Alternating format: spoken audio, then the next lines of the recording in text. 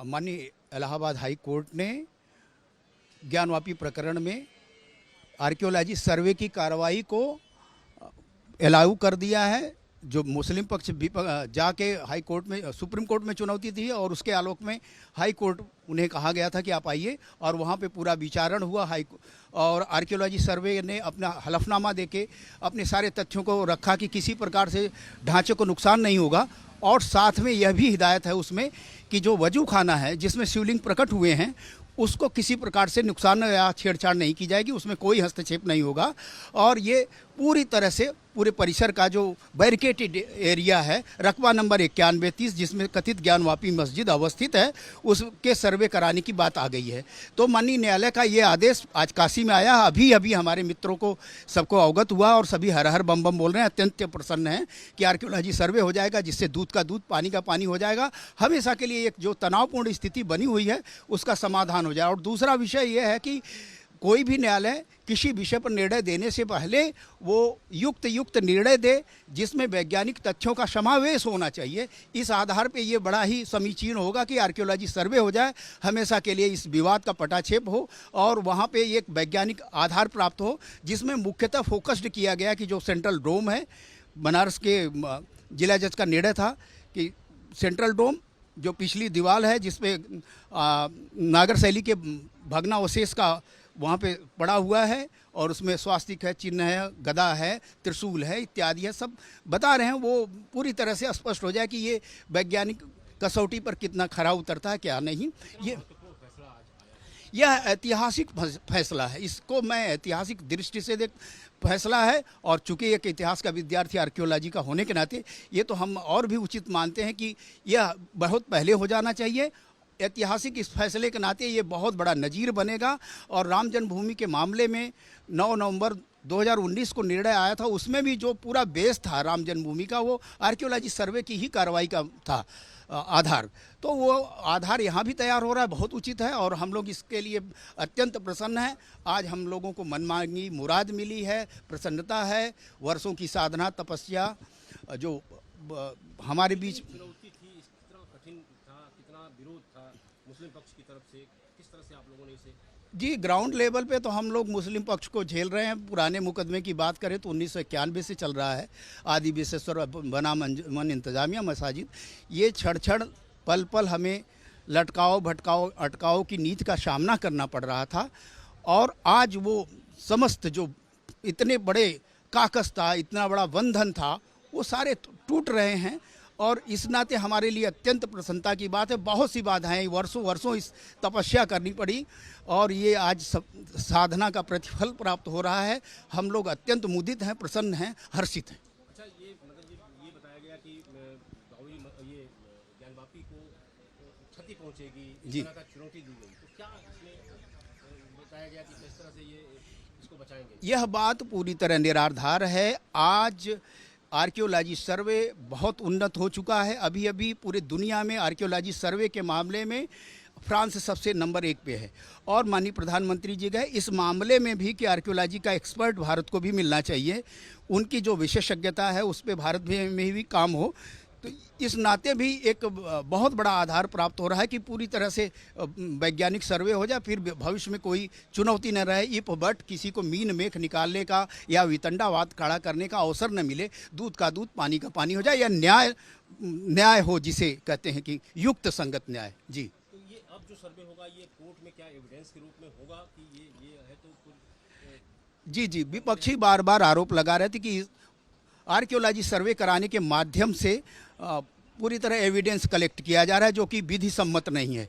परंतु एक न्यायालय किसी निर्णय को देने से पहले उसको कसौटी पर, विज्ञान की कसौटी पर खड़ा कर उतारता है और उस पर भी परखना चाहता है, तो बहुत उचित है।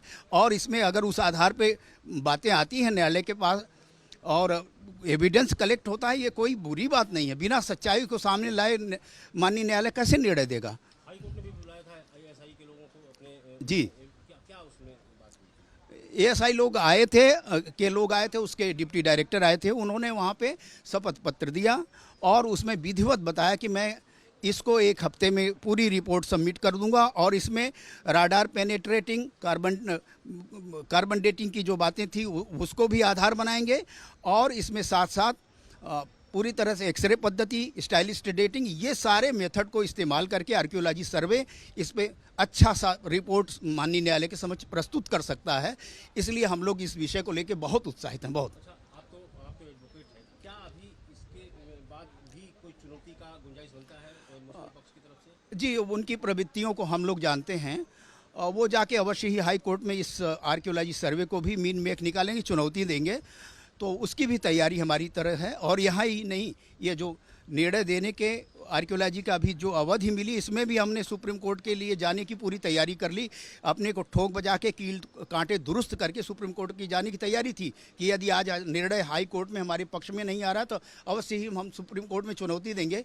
परंतु माननीय हाई कोर्ट इलाहाबाद ने ये बड़ा काम किया है, इसलिए हमारे लिए अत्यंत हर्ष और प्रसन्नता का विषय। कानूनी रूप से बताइए कि क्या अभी मुस्लिम पक्ष की अभी सिंगल बेंच का फैसला है? जी जी सिंगल बेंच का हाई कोर्ट का फैसला है जिसमें चीफ जस्टिस का जी जी तो क्या अभी डबल बेंच में जाने का है? जी, ये इनकी जो लटकाओ भटकाओ अटकाओ की नीति है, इसके तहत ये कहेंगे एक सदस्य है बेंच, उसने कहा है तो मैं बातें नहीं मानूंगा, ये पूरी तरह से स्वीकार्य नहीं है, व्यापक स्तर पे निर्णय नहीं है, तो वो और सदस्यीय बेंच के लिए आग्रह कर सकते हैं। माननीय चीफ जस्टिस के कोर्ट में ही आज ये निर्णय आया हुआ है, तो वहाँ भी ये चुनौती देंगे, फिर सुप्रीम कोर्ट जाएंगे। मैं अच्छी तरह जानता हूँ, हमारे साथी जानते हैं, तो इसलिए उनको पूरी तरह से वहाँ पे चुनौती देने की व्यवस्था की गई। और ये कई स्टेप है, इतना आसान नहीं है, हम लोग जानते हैं, और उसकी हम लोगों ने भरपूर तैयारी की है।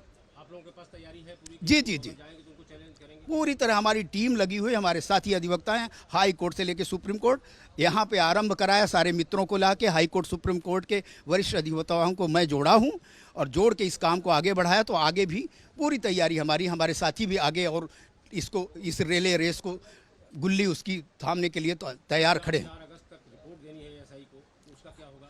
नहीं, अभी तो हम माननीय न्यायालय में यहाँ पे थोड़ी सी अवधि मांगेंगे, क्योंकि ये आज 3 तारीख है और कल ही ये संभव नहीं है।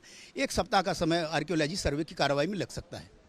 जी जी, कितना 5% बताएगी? 5% हाँ, वो 5% है, और इसकी जो रिपोर्ट होती है आर्कियोलॉजी का विद्यार्थी होने के नाते वो बड़े सूक्ष्मतम तरह से इसका विश्लेषण करते हैं और उसका पूरा लिपिबद्ध करते हैं, पूरी तरह डॉक्यूमेंटेशन करके तब वो रिपोर्ट लिखते हैं। मुस्लिम पक्ष अगर हाई कोर्ट या सुप्रीम कोर्ट, हाई कोर्ट में डबल बेंच या सुप्रीम कोर्ट जाता है तो आप लोग के पास तैयारी है? जी जी, विधिवत हमारे साथी अधिवक्ता वहाँ पे तैयार हैं। ये हम जानते थे इनकी प्रवृत्ति क्या होगी, क्योंकि राम जन्मभूमि के पूरे केस का अनुभव है हम लोगों के पास, इसलिए उसी ढंग से हम लोगों ने माकूल जवाब देने की तैयारी की है। अच्छा, राम जन्मभूमि से कितनी सिमिलरिटी होती जा रही है इस ज्ञानवापी को? राम जन्मभूमि में कोई साक्ष्य जो प्रत्यक्ष बोल रहा हो, दीवारें चीख रही हो कि मैं मंदिर हूँ, वो उपलब्ध नहीं था। वहाँ पे रामलला का विग्रह था और उसके उत्खनन के बाद बहुत कुछ प्राप्त हुआ, परंतु यहाँ पे दीवारें चीख रही हैं, उसमें भग्नावशेष मूर्तियाँ हैं, त्रिशूल है, स्वास्तिक है, ओम का चिन्ह है, पद्म है, यानी पूरी तरह कमल का फूल का उकेरा गया, जो वास्तुशिल्प है उसका विधान पूरी तरह से नागर शैली के मंदिर का, वो सब है यहाँ पे। तो इस नाते यहाँ तो दीवारें चीख के कह रहे हैं कि मैं मंदिर हूँ, इसलिए हमारे लिए चिंता का यहाँ विषय नहीं है। यहाँ पे पूरी तरह साक्ष्य उपलब्ध हैं, ऐतिहासिक साक्ष्य भी उपलब्ध हैं एक एक विषयों का।